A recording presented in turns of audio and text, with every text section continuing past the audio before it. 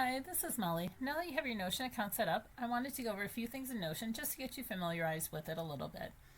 So when your Notion account is now open, you get this getting started. And now this is just the first time that you open it up. You can delete this, but it does give you some helpful tips for navigating Notion.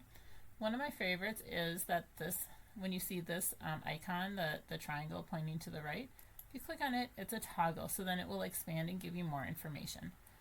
Again, you click on it and you condense it. It's very helpful in making your templates and your dashboard look clean, and especially you can hide information that you don't need seen all the time, but you want it to be easily accessible, like maybe it's some contact names or some quick links. Now the other thing is, next to any of these lines, you see the 6 dots. So you can click on that. That gives you another menu. You can change color of things, you can turn it into different blocks, headings, toggles. You can delete the line, you can duplicate it.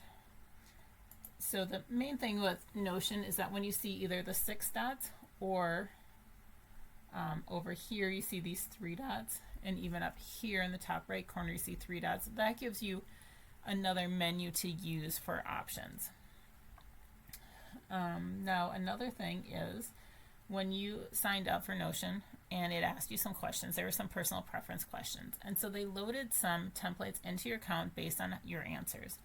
So for me and the answers that I provided, I got a weekly to-do list, a habit tracker, and a project planner, along with the getting started page. So if you click on any of these, and now these are in the left menu bar, if you click on any of them, they become active. So these you can certainly use. You can edit them, you can delete lines. Again, here if you wanted to, they give you some information to show you how to use it. They pre-fill some stuff, but then you can click on the 6 dots and delete the line. You can also do a mask change when you hover over the line you get this box. So click on the box.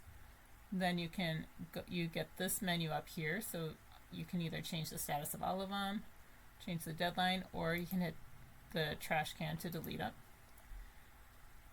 Now if you are not interested in keeping these, which is totally optional, and then you can highlight it, so just hover over it and click on the 3 dots again, and you can move it, you can delete it. So deleting it is going to move it to the trash can. So if you delete something by mistake, you can go to the trash and undo it. So I'm just going to go through and delete these 3 so I can clean up my board.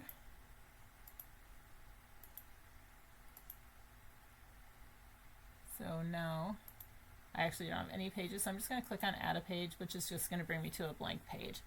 And again, that is how you add pages to your Notion, is just click here on the left, add a page.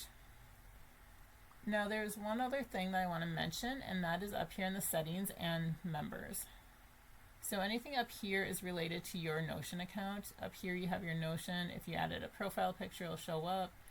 But if you click on settings and members, if you go to language and region, now they have the start week on Monday. You can toggle that on or off. And so what that refers to is a calendar. Anytime you open up a calendar or a calendar view, it's going to start on Monday if this is toggled, so the week will be Monday through Sunday. If it's toggled off, the week will be Sunday through Saturday. So it's up to you as to whether or not you want the traditional Sunday through Saturday week, or if you want the week to start on Monday. I guess my preference is to start on Monday because my weekends, I do a lot of content creation on the weekends, and so to me it doesn't matter whether it's, I personally, I don't like them separated on the calendar.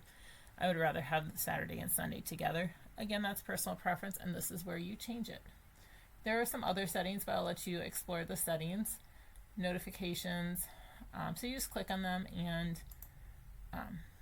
change them to your preferences. So that is a few things about getting started with Notion. Take a little time to play around with it and get familiar with it.